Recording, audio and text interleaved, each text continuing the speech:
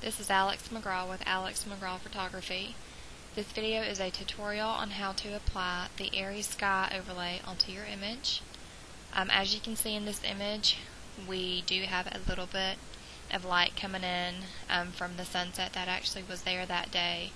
Obviously the sky is severely blown out. Likely we do have a little bit of that light halo around her head, which is going to make this image look a little bit more natural. How we're going to start this is we're going to go into our quick selection tool in the tool panel, and I like to go ahead and set it at a pretty big number. Anywhere 300 or 400 works, and we're going to highlight our sky. Right along there is good.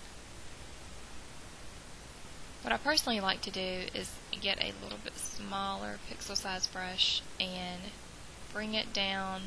Whoops, need to add it.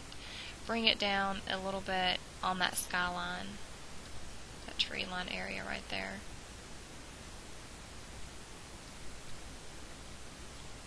And the reason I do this is because when the sun hits your trees, it's going to naturally illuminate that very top of the tree area.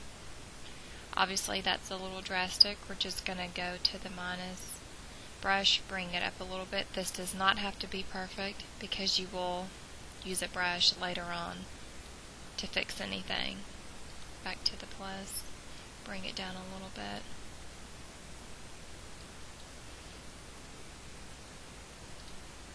Okay, that should pretty much do it for this. What we need to do next is feather it out a tad. So we're going to go into the select section, modify, feather. You want to keep the pixel radius anywhere between 5 and 10 pixels. I would not go anything over a 10. 10 is good for this image, so we click OK. Now we need to open up our sky that we want to use. File, open. For this image, I think the sky number 3 suits it the best. So we're going to go ahead and open that up. I'm going to click on my arrow.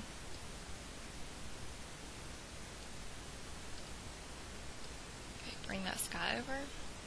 I'm a PC user. For Mac users, I believe we want to select. You can see it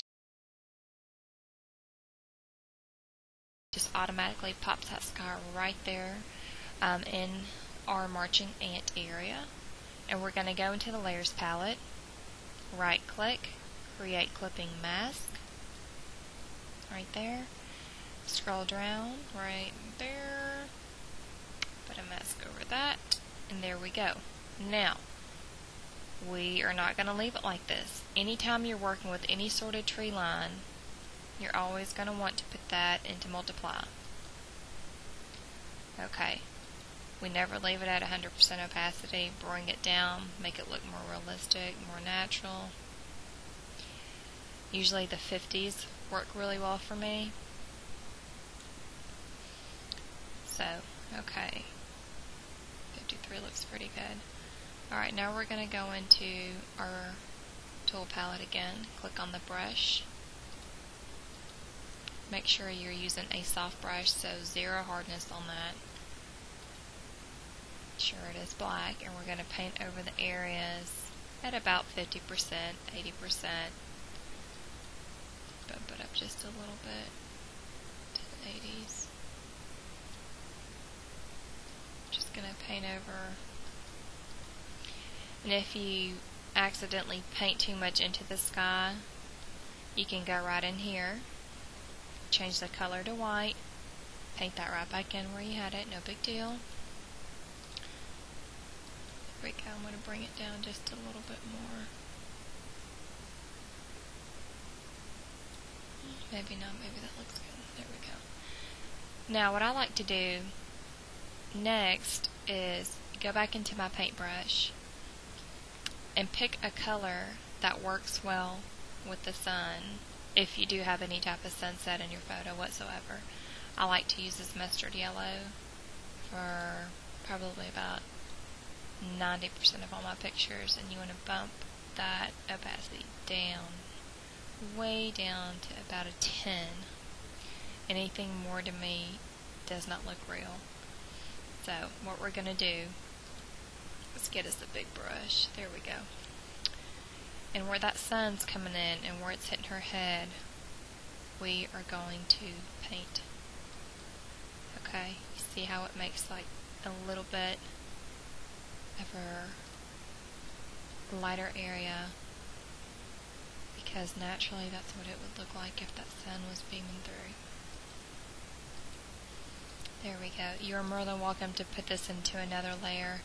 I personally don't, because I know that at a 10% I'll never need to go in and change anything. It looks really nice that way.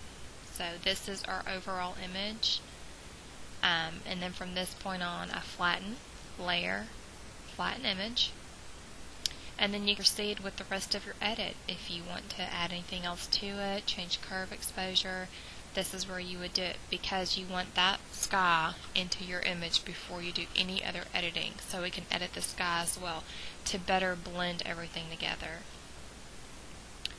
And that is it, guys. Thank you. If you have any other questions, you are more than welcome to email me at alexmcgraw@aol.com, ALEKSMCGRAW.